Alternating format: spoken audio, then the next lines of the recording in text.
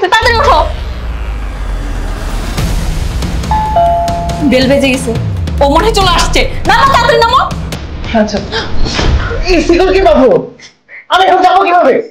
খোলার চেষ্টা করো তাড়াতাড়ি। আজকে মনে হয় আমার সংসারটা ভেঙে যাবে, তাড়াতাড়ি খোলার চেষ্টা করো। আমি বাসি। বাবা তুই কেন তোমা মারছিস?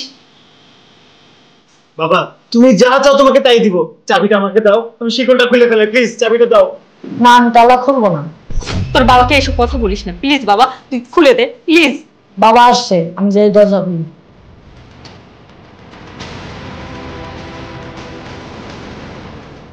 তোমার ছেলে এটা কি করলো? এখন কি হলো? তোমার স্বামী চলে আসলে? এটা খুব আমি দেখো, আমি তালা নিয়ে শুয়ে আছি। বাবা, আমার বাসায় আমার রোবটটা মনে হয় একটা ছেলে নিয়ে শুয়ে আছে। কত চমৎকার! আমার ছেলে আমাকে আগেই বলেছিল, আমার ছেলের কথা আমি বিশ্বাস করি। আজকে আমি নিজের চোখে দেখতে পাবো।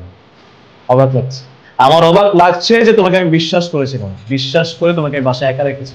সারাদিন কাজ করি, অফিস করি, কত প্রেশার নেই, আর তুমি এদিকে আমার বেডরুমে আমার বেডের উপর একটা ছেলেকে নিয়ে অ্যাশ করছো। আমি খারাপ কারণ তোমাকে আমি বিশ্বাস করেছিলাম। তোমাকে বিশ্বাস করাটা ছিল আমার জীবনের সব থেকে বড় বোকামি, যেটা করে আজকে তার প্রায়শ্চিত্ত আমার সামনে বসে আছে। রাজ তুমি আমাকে ভুল বুঝতেছো, এরকম কিছুই না, ও তো আমার জাস্ট ফ্রেন্ড। হ্যাঁ ভাইয়া, আমরা শুধুমাত্র জাস্ট ফ্রেন্ড, আমাদের মধ্যে আর কিছু নাই। আম্মু, এই তোমার বন্ধু হয়, তাহলে কালকে যে এসেছিল সে কে? বাবা তুই এসব কি বলছিস? ও আচ্ছা, তার মানে কি আমার বাসায় প্রত্যেকদিন ছেলে চেঞ্জ হয়? বাহ বাহ বাহ, আমার বউর যত চাহিদা সেটা আমার জানাই ছিল না। যদি জানতাম তাহলে অ্যাটলিস্ট তোকে বিয়ে করতাম না। তো লজ্জা হচ্ছে না? তুই তোর ছেলের সামনে একটা অন্য পুরুষ নিয়ে বসে আছিস। তোর ছেলে তোর কাছ থেকে কি শিখবে? হ্যাঁ, তোর ছেলে বড় হয়ে তোর মতোই হবে, কারণ তুই সেই শিক্ষা দিয়ে আমার ছেলেকে বড় করছিস। আমার লজ্জা হচ্ছে, আমি তোকে বিয়ে করেছিলাম, নিজের প্রতি ঘৃণা হচ্ছে, তোকে আমি করে বিশ্বাস করেছিলাম। ছি ছি ছি ছি ছি, আমার এতদিনের সংসার, একটা ছেলে আছে আমাদের, তোর মনেই নেই যে আমাদের একটা ছেলে আছে, সে এখন সবকিছু বুঝে। আর তুই তার চোখের সামনে প্রত্যেকদিন বাসায় ছেলে বদল করিস। আমি তোর সাথে এক মুহূর্ত সংসার করি, তোকে আমি ডিভোর্স দিই, তোকে ডিভোর্স দিয়ে তোর বাবার বাড়িতে পাঠিয়ে দিই, কারণ তোর মতো মেয়ে আমার সাথে সংসার করার তোর যোগ্যতা নেই। রাজ তুমি আমাকে এইবারের মতো ক্ষমা করে দাও, আমি আর নেক্সট টাইম এরকম কোনো ভুল করব না। প্লিজ রাজ ক্ষমা করে দাও আমাকে। কি ক্ষমা? ক্ষমা করবো তোদেরকে?